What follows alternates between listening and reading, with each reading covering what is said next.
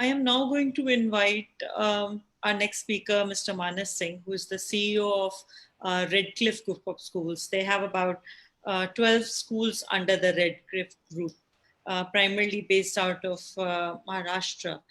Mr. Manas, inviting you to kind of share your management strategies in your schools.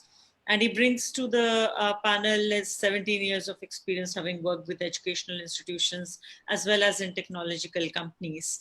And share with us how you're working at the Redcliffe schools primarily. Over to you, Mr. Singh.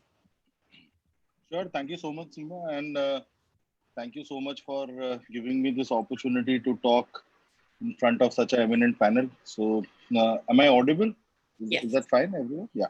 So I will start with my PPT and.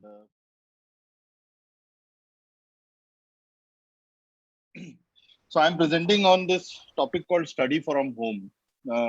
We have been talking about work from home for a long time, but this is like this new terminology that my son taught me.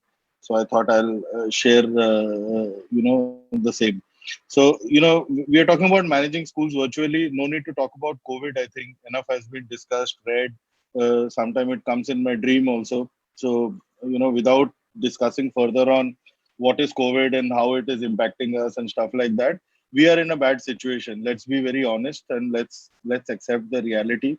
And I think what I want to call out here is that can we keep things simple and try to approach this situation in such a way that if not doing great, if can we at least survive this? And when I talk about surviving, obviously in this context I'm talking about the education industry and people like us, the three stakeholders, the parents, the students, and of course teachers and the entire school fraternity.